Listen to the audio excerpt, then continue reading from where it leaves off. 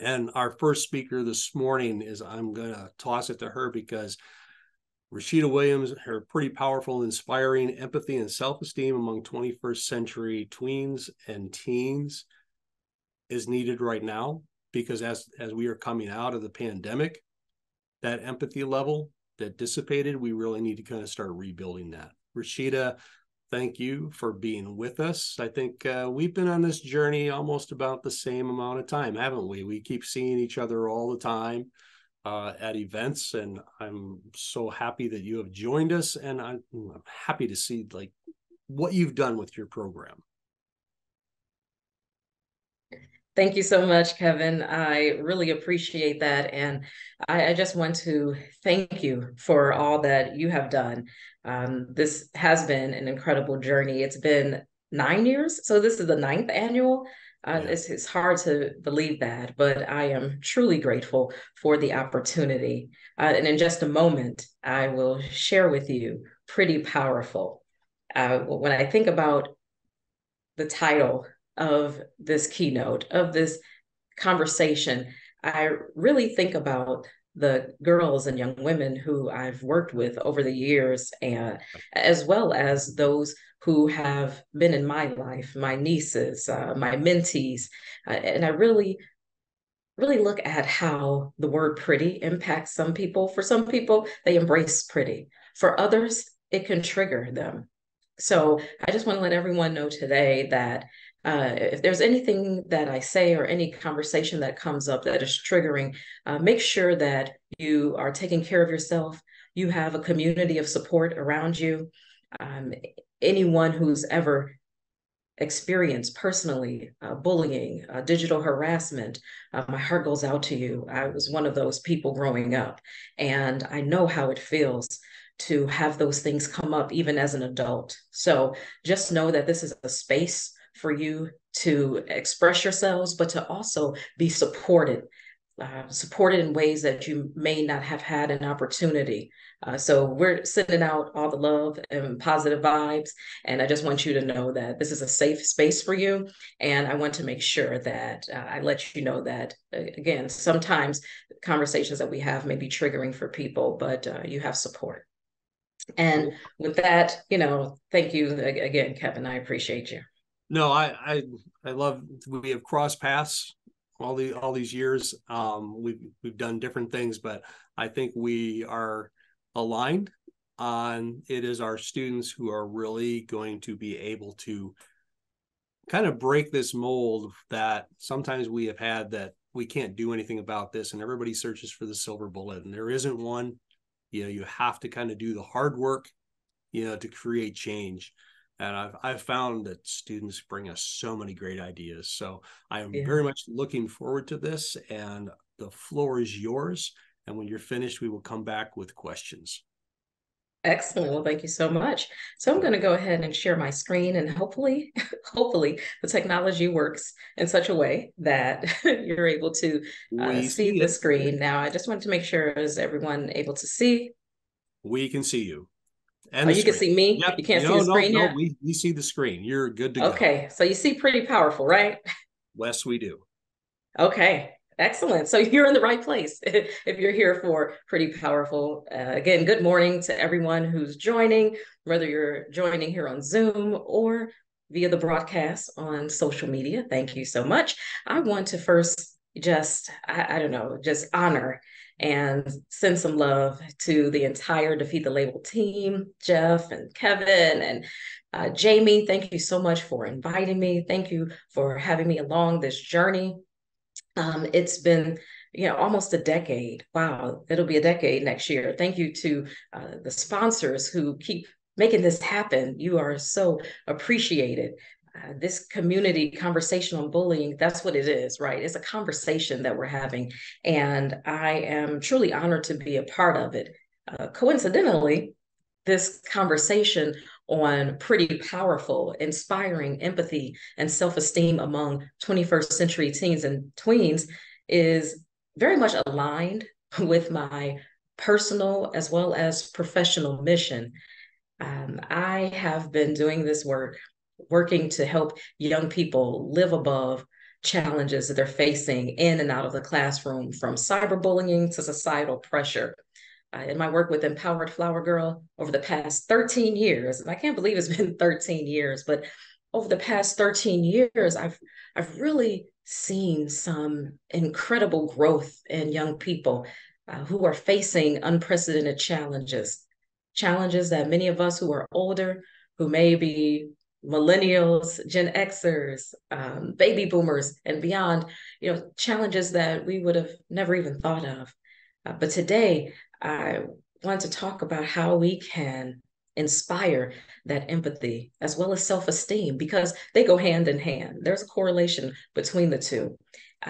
And more so how we as parents, educators, youth practitioners, after school program directors, mentors, and other adults who care about young people, how we can really help support their positive development. There's so much that they're facing, but there's so many opportunities for their growth and development. So I just want to, again, thank you for your presence, because that shows that you care about the young people in your lives. But before I get started, I just want to set the tone for today. I'm just going to let you know, as Kevin said earlier, there's nothing really that you're going to hear that you've never heard before. However, it may just be presented in a different way. I'm not going to share anything that's necessarily groundbreaking or earth-shattering, but what I'm going to share are possibilities, opportunities, and solutions. I'm about solutions. We'll talk about the challenges, but I definitely want to talk about the solutions. But to kick things off, I would love for you all to engage with me in an icebreaker.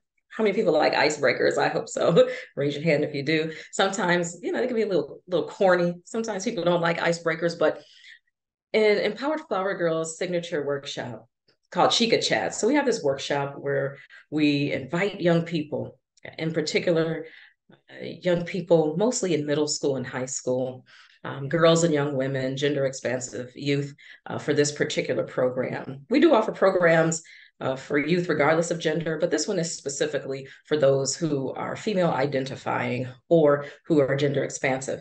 And in our Chica Chat workshop, we like to kick things off with an icebreaker. It's called Would You Rather. You may have heard of it. It's something one of my closest friends, Melissa, and I do. Every time we're hanging out, we like to kick things off with Would You Rather. Now, Melissa came up with this game to kick off our meetings, and she would often give me the most impossible scenarios. Some slightly inappropriate, but most of the time they were very impossible, and they really got us thinking. And so I want to do these next three icebreakers with you, just to kind of, loosen everyone up. I know it's morning.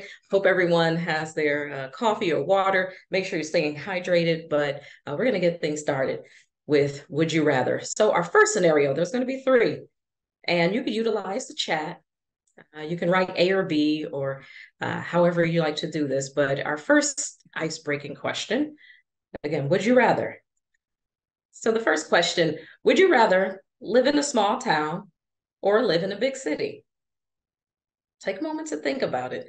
Now, some of us may live in a big city, but we'd rather live in a small town. Like me, I live in a big city, right? Kind of big city. I live in Royal Oak, but I'd much rather live somewhere by Lake Michigan, off the lake in a smaller town, right? So please utilize the chat. You can let us know A or B. And I got some folks monitoring the chat.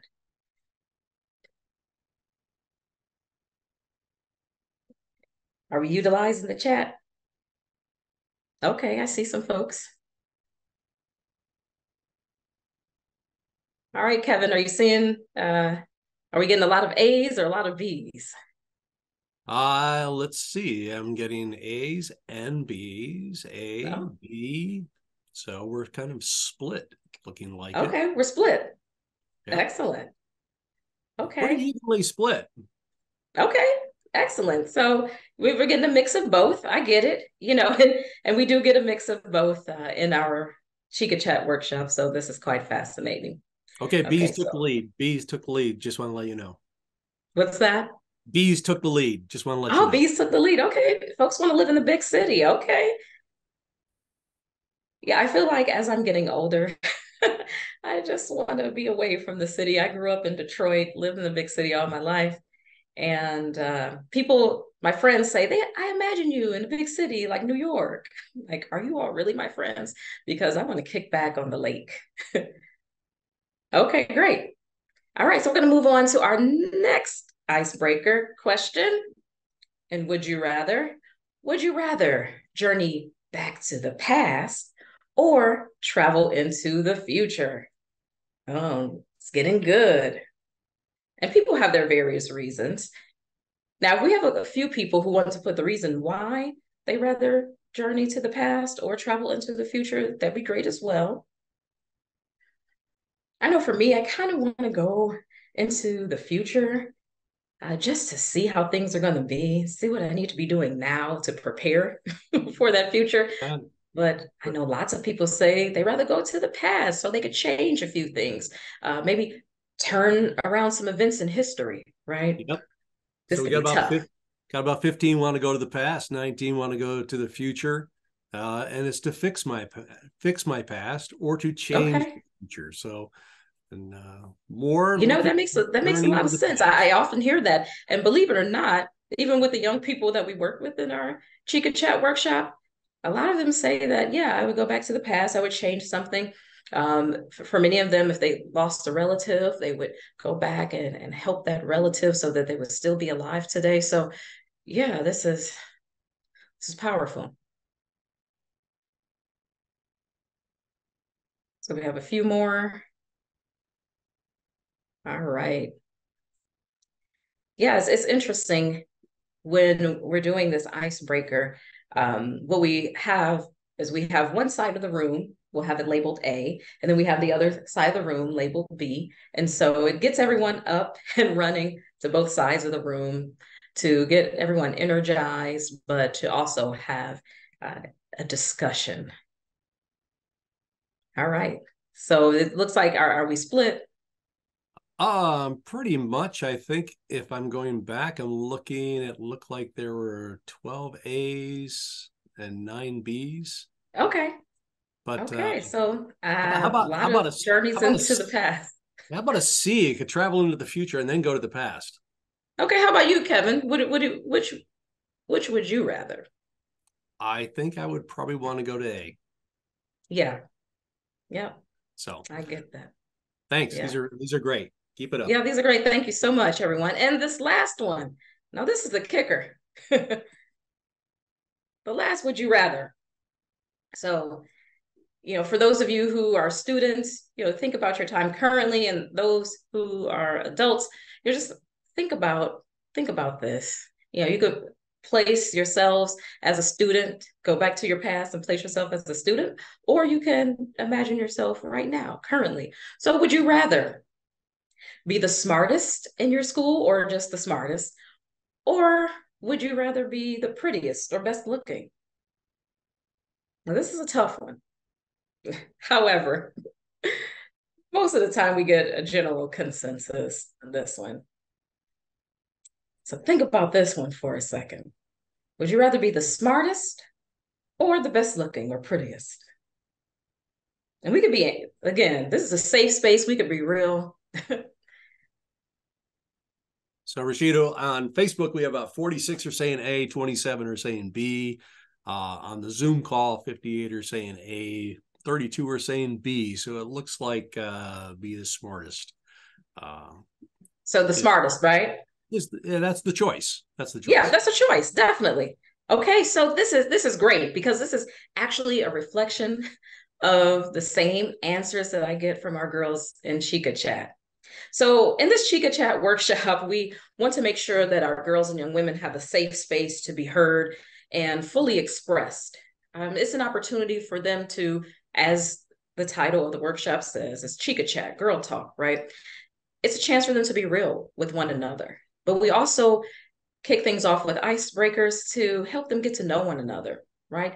And this question of the would you rather icebreaker, I find this to be the most fascinating because most of the girls, I would say probably about 90%. There are a few outliers, but most of them will say that they want to be the smartest in their school, right? And as many of you said, you'd rather be the smartest. Okay, that makes sense. Because I've had girls that say, well, you know what? I already know that I'm the prettiest, so I'd rather be the smartest. Others have said, yeah, well, I want to be the smartest because if you're smart, you go to college, you make a lot of money. So I get a variety of responses. But if this is the case, then why are we so obsessed with looks? It's kind of a contradiction in a way when our girls are answering the question in this way, that they'd rather be the smartest. But then the survey results, when I ask them, well, what are some of the top challenges facing girls and young women, in particular in your school? What are some of the challenges that they're facing? And often among the top three, competition to be the prettiest is one of the number one challenges that they're facing outside of cyberbullying, as well as issues that many of them are having, even in their home lives. Challenges that they're facing, as teenagers, they're facing challenges, power struggles with their parents. But many of them will say the competition to be the prettiest or the hottest. And we know that this is nothing new, right? It's kind of it's a human thing, really. It's a self-actualization thing, nothing that we haven't already heard or experienced. Everyone wants to be the fairest of them all. Well, not everyone. Again, some of us are outliers, but let's be honest. We put on makeup, we do our hair, we spend money and invest in cosmetic lines. I mean, beauty industry is a multi-billion-dollar industry, right? So there's nothing wrong with having pride in the way you look, but there's this competition that is out there and that is part of our culture that's having a negative impact on the way girls and young women are not only viewing themselves, but also each other. And we have to think about, how are we being as parents, as mentors, as teachers, the conversations that we're having even about ourselves. Sometimes there's temptation to put ourselves down and try to be humble, right? I've met up with some of my girlfriends, and being real, sometimes the conversations can be exhausting. Now, I love my friends. They are amazing. I am really blessed to have so many amazing women in my life. However, sometimes the conversation, if we're having dinner, someone will bring up their weight and start to weigh the conversation down, or someone will bring up, oh, I have a pimple here. And, then the conversation turns around as who is looking the worst, or, you try to compliment each other, right? And many of you may have heard this, regardless of your gender, right? You give someone a compliment to say, oh, you look beautiful today. Or I like that outfit. Oh, this old thing. And somehow these conversations that we're having are impacting our girls and young women. So it's important for us to be conscious of our being when we're with them. Because this competition to be hot or not has been with them since the beginning. When I think about social media and its impact, I think about, in particular, an app. Some of you may remember, if you're a little younger, you may not remember, but who remembers an app called Hot or Not? I remember that. So they created an app called Hot or Not, and you could submit a photo and you could get people from all over the world to rate you, whether you were good looking or not. And they do this on a scale of 1 to 10. And then once that app got some flack and they decide, okay, let's do away with that app, we started doing Instagram challenges. Girls and young women from ages 11 to 15 and older. I'm thinking about 11-year-olds, 15-year-olds uploading their photos on Instagram and asking, am I hot or not? And I've seen instances where some of our girls and young women have posted this online and have not gotten the reactions that they wanted. And it has negatively and adversely impacted their self-esteem. The competition to be the prettiest or the hottest, it turns into TikTok challenges now. And many of our girls are finding themselves in competition with one another, just based on these arbitrary definitions of beauty, what beauty should be. And it could be challenging for many of us who work with girls and young women because we want them to take pride in themselves. But at the same time, there has to be a balance, right? There has to come a time when we are really looking at how are we being to help impact and support the girls and young women in our lives. Because they're facing some challenges, right? Again, I mentioned that not sharing anything that you don't already probably know. We know that bullying and cyberbullying continue to be a challenge for young people, and the relational aggression, especially that our girls and young women are facing. And even our youth who identify as LGBTQ+, they're facing challenges. There was a study or a survey done by the Pew Research Center. They did this last year, and many of you may have seen the headlines that our young people are facing unprecedented challenges in the areas of mental health. They're struggling with anxiety and depression and PTSD from COVID, but also just from being disconnected. We may think that we're all connected with these, but many of us are more disconnected than ever.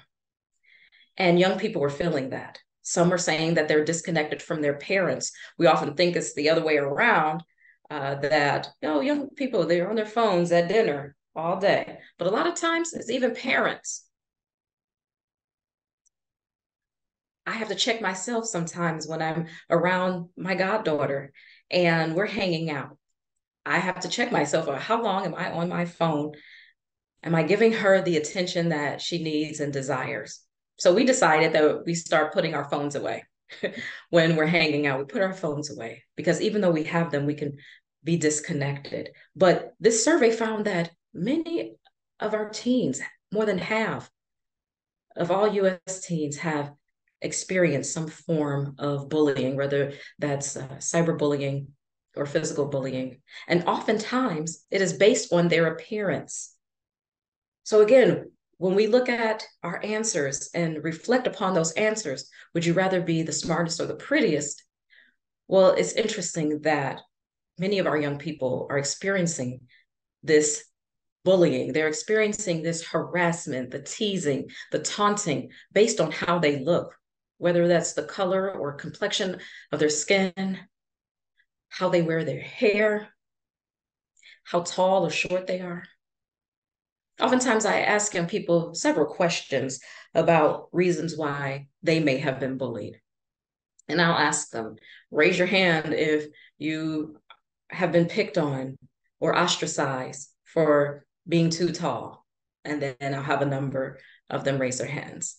And then like me, raise your hand if you've been picked on for being too short, right? I'm 5'2", so I'm on the shorter side, or as they say, vertically challenged, one size. But I'll have them raise their hands, and I find that interesting.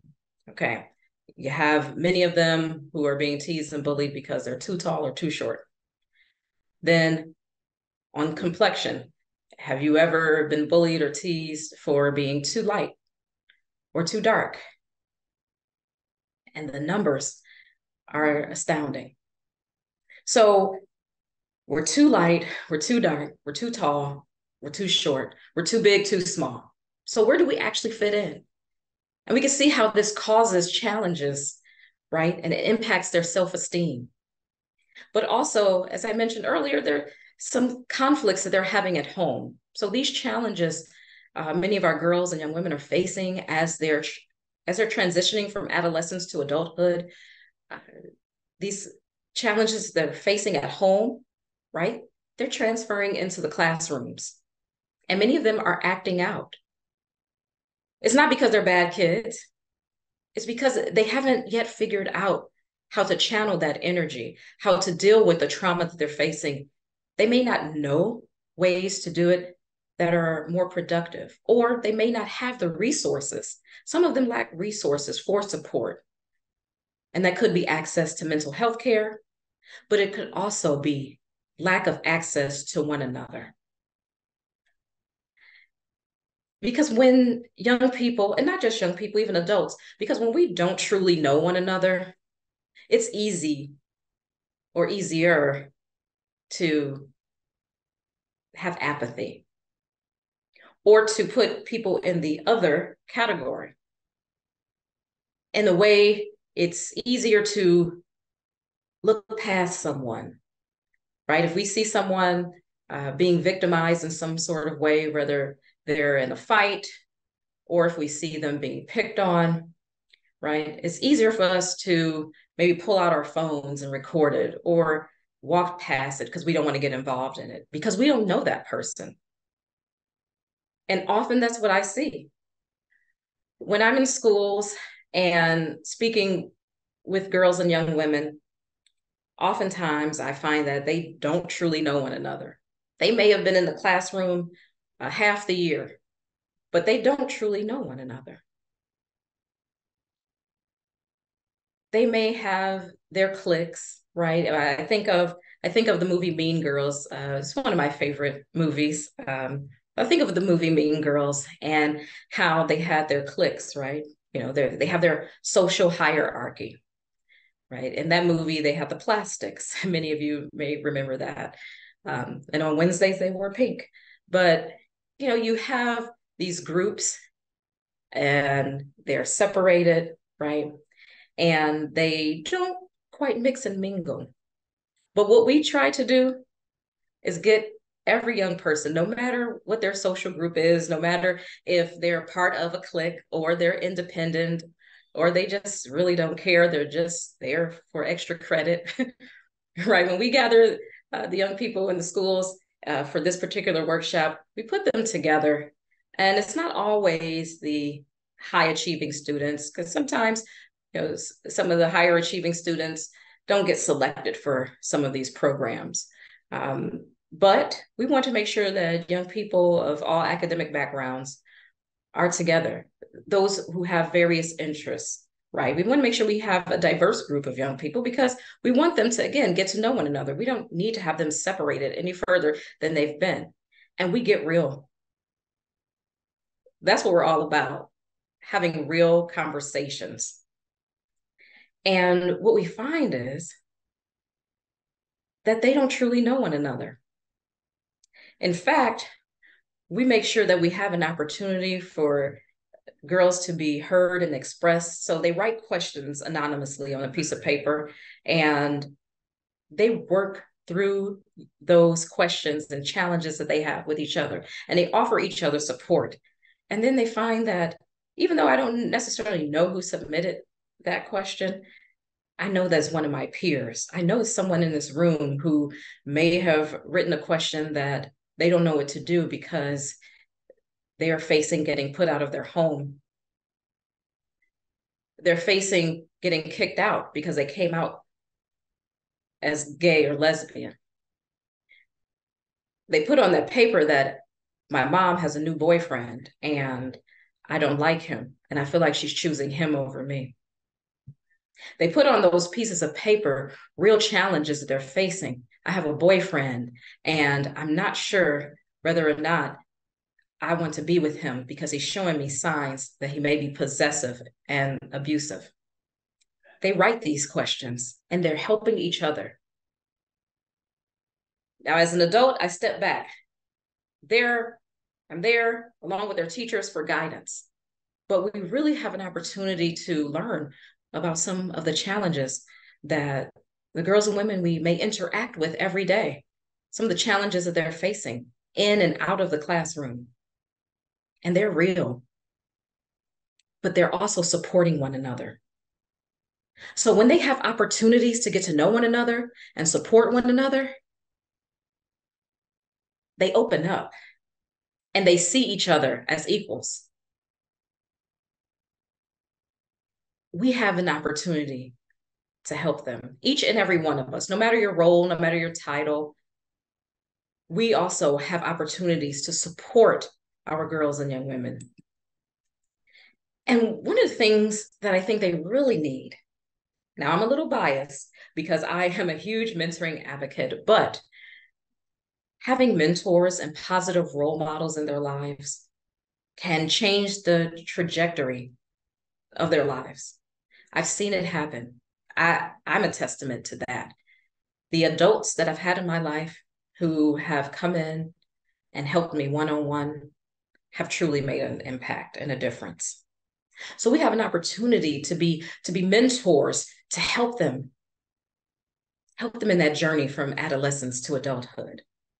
But they also need access to the mental health care, to the mental health care resources that are in their communities.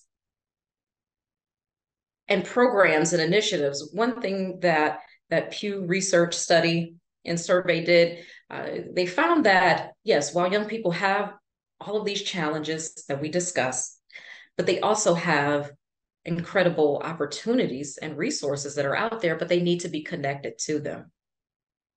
And many of us today, whether you're on social media or here live on Zoom, we have those resources. And I want to challenge us to connect, to partner. Because our young people, listen, they have the power to make the change, but they often just need a little additional support. And we can help them. We can partner with them to make it happen. And I believe that our girls and young women, another thing that they really need is each other. I mentioned earlier that I have a good vibe tribe of amazing women who I love and who have my back. And I want that for our girls. Because oftentimes I hear girls say that I can't trust other women or girls. I can't trust other females. I've heard that so many times, right? Many of you who are watching right now, you may have had that experience, right? Where they're telling you, yeah, I don't really have any female friends. I don't have friends who are girls because they're too catty, right? We may have experienced that.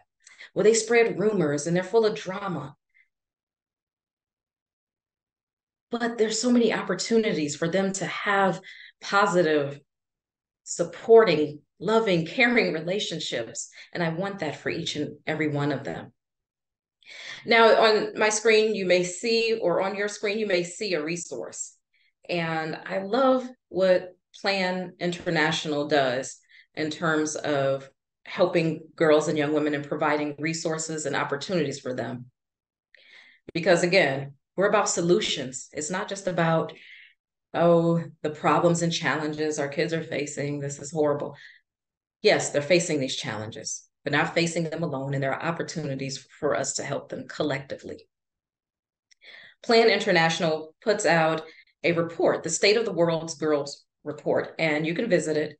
And last year, they tackled digital harassment, and they incorporated some of the research that has been done by the Pew Research Center as well as the Center for Disease Control. This year, they took a different focus on girls and activism, how girls and young women are turning things around, how they have a community of supports to help them. And I definitely recommend checking out that report. Also, there are reports that rank how girls are faring in particular states. So Plan USA puts out that particular report for the United States, but Plan International, it's global. So they track how girls are faring throughout the world and different regions and countries in the world.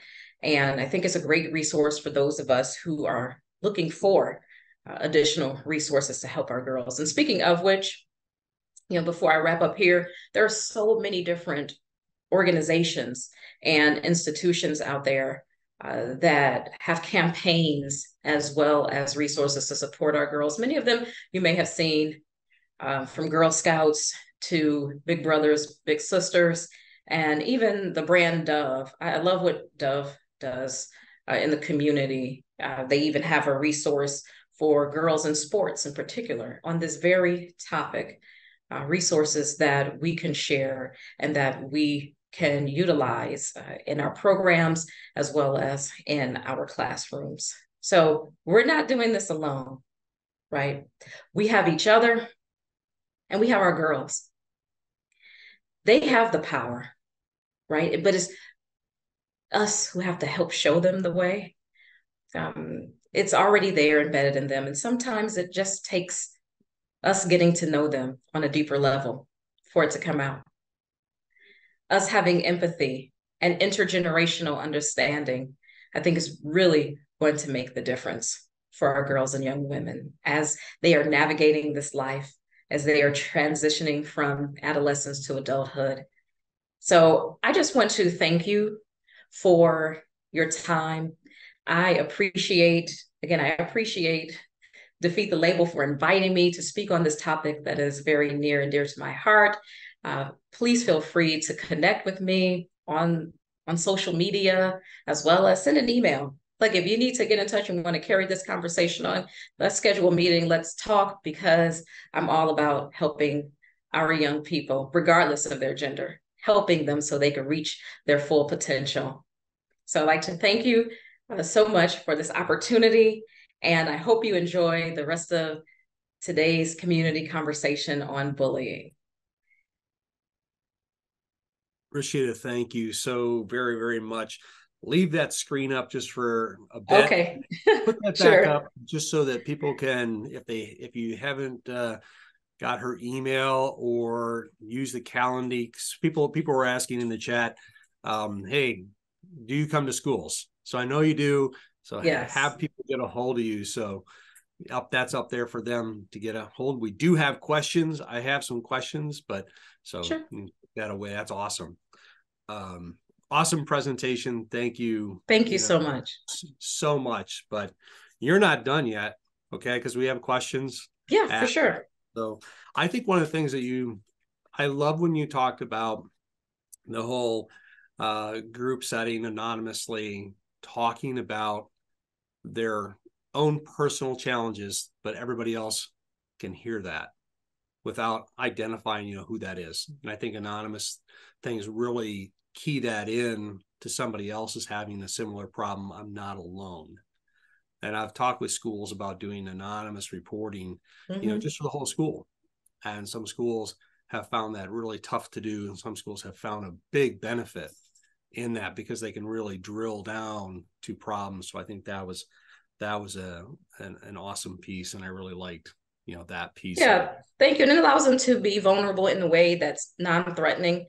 And sometimes it's surprising, but sometimes even though we ask them to write the questions anonymously, some girls will volunteer. Oh, that question was me. I just want you all to know I love the answers that you gave but that question was me. So I need some more help. Help me. It's surprising at times to see some of them come forward. But before we get things started, we always state norms and things that we want to make sure that every participant understands that it's about respect, it's about confidentiality, and it's about supporting one another. Yeah. And in talking with schools over the years that kind of do this on a broader basis, you tend to get everything anonymous. And then, like you said, as students see that change is happening, that people are reading it, they're supporting each other, you get names, but then you start getting things that are positives. It's not always negatives. You start getting things that are positive of who's doing really good things. So in our chat, we had someone who said, hot or not, was directly responsible for the decline of my self-esteem as a high school student. So like I said, we find people who've always been affected by these things. Thank you for adding that. Someone else is, so many of the issues faced by female high school students are directly caused by other female students' drama, as you pointed out.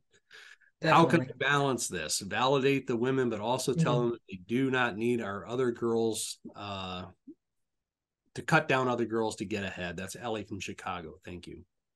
Yeah, because, Kevin, it's fascinating. And I get a lot of men as well to ask these questions, especially men who are raising daughters or those who are educators, and they see the dynamics sometimes of the girls' interactions with one another. And sometimes it comes across as like frenemies, right? They're like, oh, we're friends, but they talk behind each other's back, or they may spread rumors about one another. And sometimes that could come from a place of hurt. And when we delve into it a little more, oh, maybe they had a falling out as friends. And then we have some interventions for them to come together and squash the beef, as kids say, you know, they have beef with one another. We squash that. And that's part of our goal as well, right? To help them if they may have challenges with one another. I mean, that's real. Someone said something to hurt their feelings. They didn't get invited to a party, right? So sometimes they'll spread rumors about one another or try to hurt one another because hurt people hurt people. But we want to make sure that they're able to have these conversations, these real conversations with one another, and solve the challenges or issues that may be facing with one another, and give them a space to be able to do that. So if there are resources out there and schools have access to that, I definitely encourage that, because they need more opportunities to be expressed. And one thing I've started doing with my goddaughter and her friends, yes, they may look beautiful physically, but I try to give more compliments on their being, not just how they're looking, but how they may have put together the outfit, right? Right. Other than, oh, you look beautiful. That's a generic compliment, but oh, I love the way you match those shoes with that dress. Or you're just giving them compliments in a way that takes away from the focus on them and this notion of pretty. Because again, I know that can be triggering for someone, and yeah, we want to be the smartest, not necessarily the prettiest. Well, and it's also understanding the those details, and talking about those details also shows them that there's thought behind it. You know, they're planning. You know, it's thinking ahead. So I think Yeah. that's supportive. And I think what you just talked about, covered Michelle from Oak Park, was it's hard, they never feel right, and how it is to be right, and that's what you're talking about with support. And then also from we get this, you know, let me get to this next one about the mean girls. It's such a big problem that we need to help them, because some of them are hurting too, which Yes. we know, Bingo. as so we have to do that. And you know, a new Mean Girls movie is coming out, right? Yeah, I didn't know How the come new we one didn't get was you as a coming out. consultant on this? I've known that they have the musical. I haven't seen the musical yet. You know, but a new movie is actually coming out with Tina Fey again, and I really hope they add more into this, as the social issues and some of the, you know, the things behind the scenes, and delve more into that as we know more than when the first movie comes out. Someone asked about required reading. You gave some of those. And what do you think is the age range that we can see most negative change in young ladies? Can we act earlier to preempt issues? Anne Marie from East Lansing, thank you, because it's really Yeah, about preempt them and prevention rather than prevention. trying to catch it afterwards. So what kind of age? Yeah, the younger as listen, there are kids that are on TikTok right now that are 7 years old. You know, second graders. Um, there are so many young people that are engaged. I mean, this is Generation Z. They don't know life without social media, right? They don't know life without the internet or technology.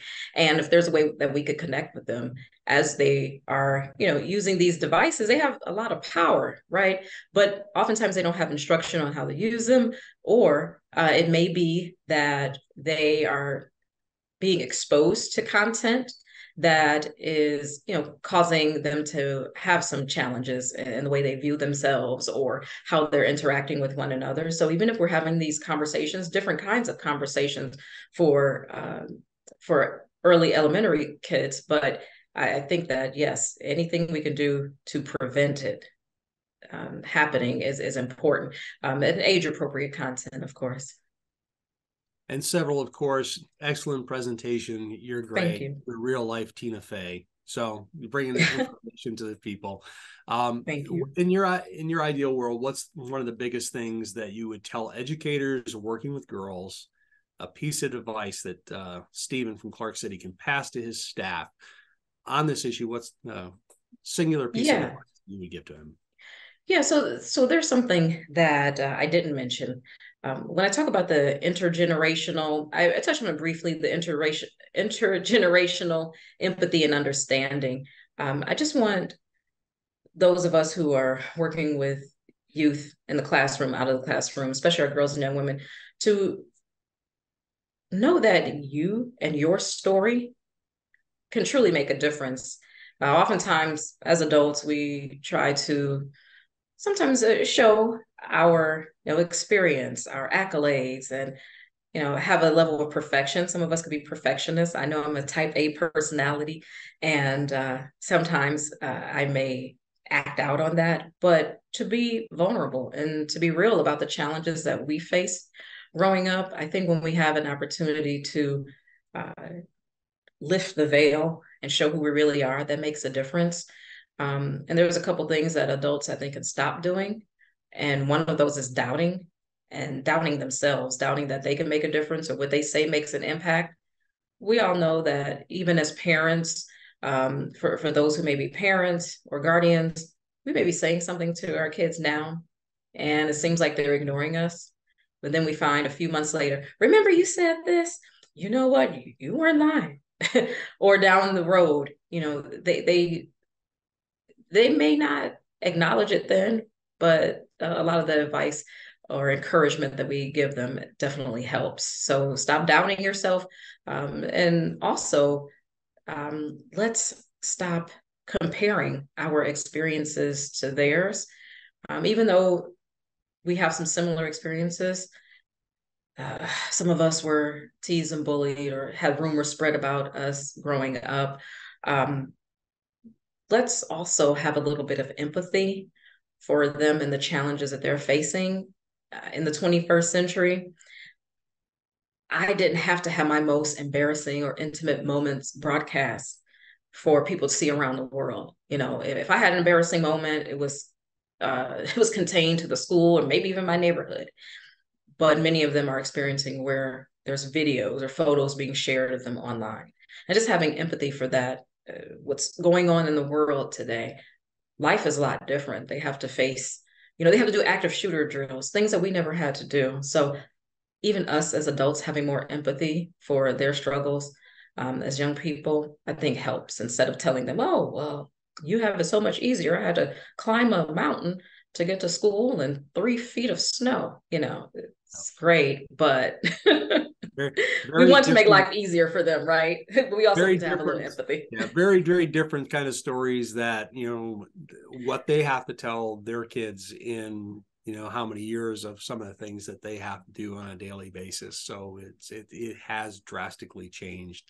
For Another sure. message from Nicole is her 10-year-old wants to start experimenting with makeup, which you were talking about earlier, and Mm-hmm. how do you kind of help and support that with, as they see mothers and stepmothers and sisters putting makeup on, how do you support that without teaching her that she has to have it? Right. Yeah. It can be tough. Look, I never said it was easy. It's a challenge. And, we're finding that many young people have a skill for makeup application, right? Uh, there are young people as young as 8 and 9 who are doing makeup tutorials on YouTube and TikTok. And actually, they're getting enough views and subscribers that they could pay for college, right? But yeah, there's a balance, right? And what you just expressed is something that is a good conversation. We can have these conversations with our children and young relatives, right? Just having these one-on-one conversations, that way of role modeling, right? And being conscious of how we're speaking about ourselves in front of them, as well as acknowledging them for their talents, but also letting them know, as she said, you don't have to wear makeup. You're a natural beauty. However, it's depending on you as a parent, whether or not you want your child to wear makeup to school, right? Doing a tutorial for YouTube at home is one thing, it's playtime. But having your child wear a full face of makeup to school, that's another thing, right? And that's a decision that a parent would have to make on their own. Yeah, and I think part of that is there's another question about how do you balance that with, what is real life when you see Taylor Swift and you see other stars and they're made up, and that's part of the show that The show. they Yeah. that's the performance. But I think it's like looking at what those stars are doing when they're not seen. There's a lot of people who they'll put on the makeup, Taylor Swift, and she'll do the shows and things, but then there's a lot of things she's doing because she's really thinking about the people who work for her, and things like that. So other ways to kind of turn that around, so it's not just about the beauty and the makeup, it's what's underneath, which is what's Exactly. Indeed. These are great questions and comments, and man, thank you all so much. I appreciate it. And yeah, I just send you all the love and support, because it's a challenge raising and educating and mentoring 21st century tweens and teens. But it's also rewarding. it is, and I thank you for being there at the forefront of this and talking about this issue and giving people guidance, because then somebody else just said she has a mixed gender class, and she sees a big difference between an all-girl class and a Yes. mixed gender class. And as you said, getting started earlier with having some of those discussions of how this class is going to operate, what we do and what we don't do, how we interact with each other, setting those parameters. I think that's trying to get ahead of what's coming, because we all know the differences between having a mixed gender class, and say an all female class, because Yes. it's going to be very, very different. Yep. So I think the only other thing too that I know that you said was about mental health. And we all know, with everything going through the pandemic, they're carrying that trauma. There's the mental health. People have lost, loved ones. They have to get back in this routine. But I think we have to be connected to them on that point. But I still feel sometimes when we talk about bullying, there's a disconnect between mental health and bullying, that somehow they're still separate, when bullying kind of leads to all the different factors. So we have to get those reconnected, in a way. So we're all here for one thing, to That's make right. sure our children are doing great, and they're going to be, the goal is, you always have to, they want to be better. They should have a better life than we have. And that's our goal. That's the goal. So Rasheda, thank you so very, very much for being with us, and keep doing all your great work. I know you'll probably get a flood of additional emails and from this. And Yeah, no problem. I welcome them. And I welcome the opportunity to connect with everyone. Yep. And we'll see you on Facebook, and we'll see you probably in person fairly soon. So Okay. Thanks. thank you.